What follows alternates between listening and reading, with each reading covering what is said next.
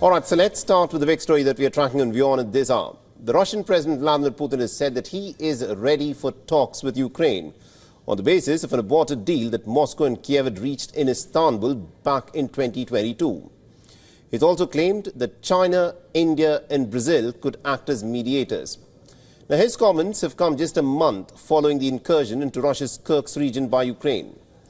Now, it's been over 2 years and 6 months since Russia's invasion into Ukraine after the deadly strike on Poltava claimed 51 lives. It has now carried out attacks even in far western places such as Lviv, killing at least about 7 people.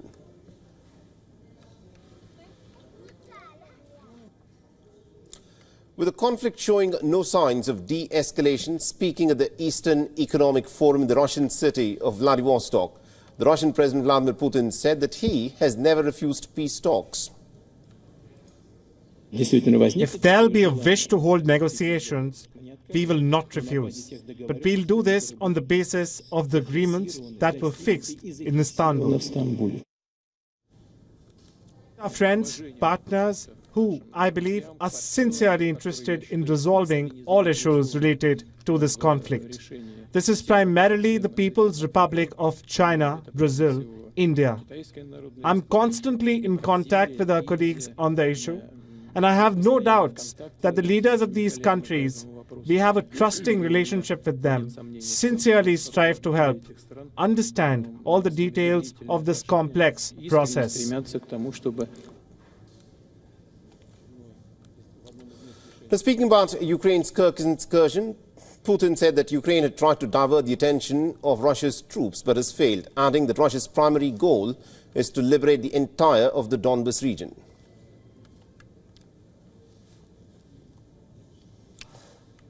All right, now to give us more perspective in terms of what these comments by the Russian president, of course, mean, we're now being joined by Mr. Fred Weir, who's a journalist and a political commentator and is joining us on this broadcast from Moscow.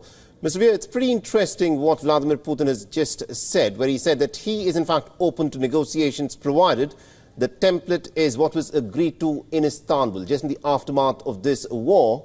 And he's also interestingly pointed out that he would like to see China, India and Brazil as potential mediators. What's your take on this?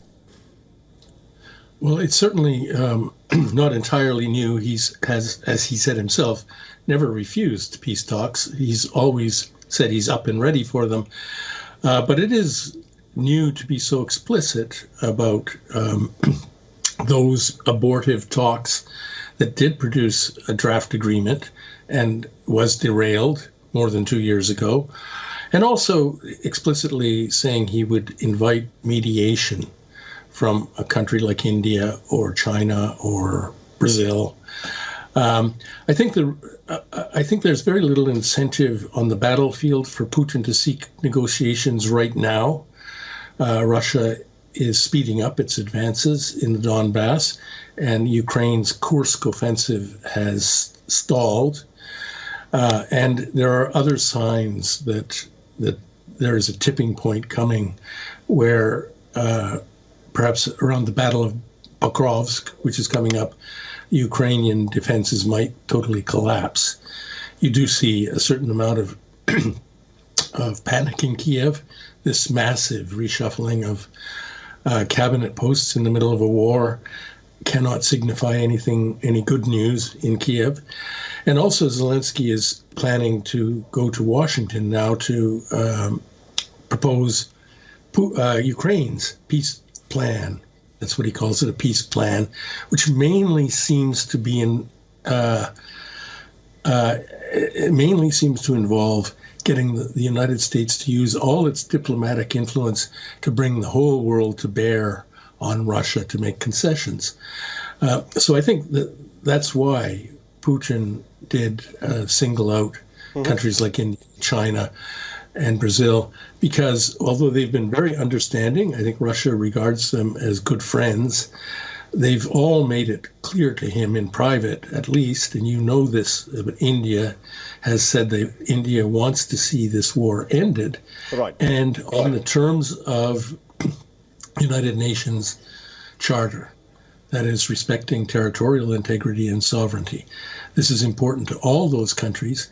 And so that would be, for Washington and Ukraine, a reason to try to bring those countries into a peace process which would be mediated by them. Mr. Weir, I think it's interesting that you're saying that the basis of any negotiations could be what is there in the United Nations Charter of respecting territorial sovereignty.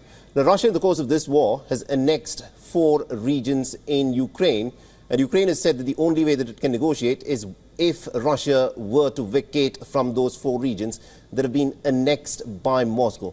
Do you think Moscow would want to negotiate something on those lines where it is pushed back from these 4 regions?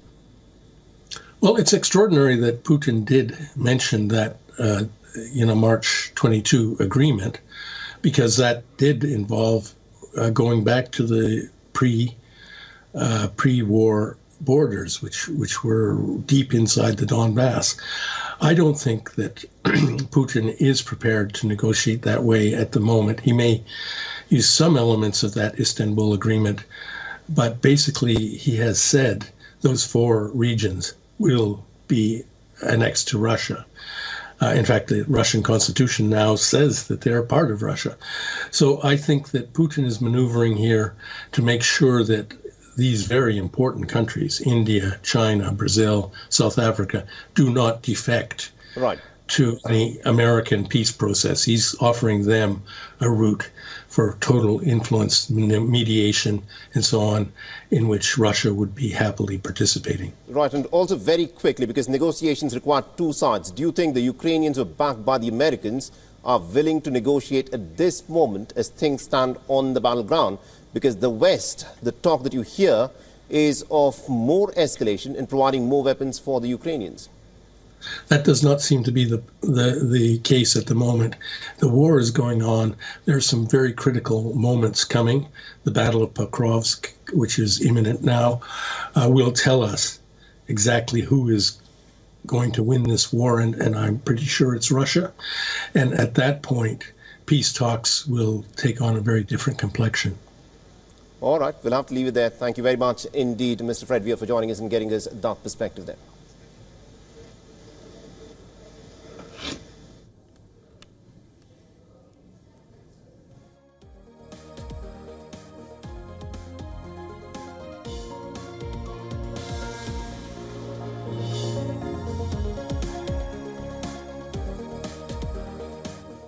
Moment as we speak, where Vladimir Putin has again expressed a willingness to negotiate. But the question, of course, is what will be the terms of negotiations? What will be the terms of any settlement, eventual settlement that could result in a ceasefire?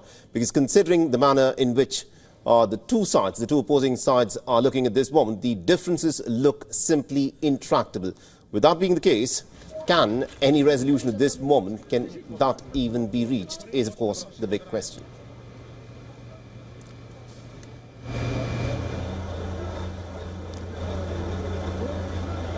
For all the latest news, download the WION app and subscribe to our YouTube channel.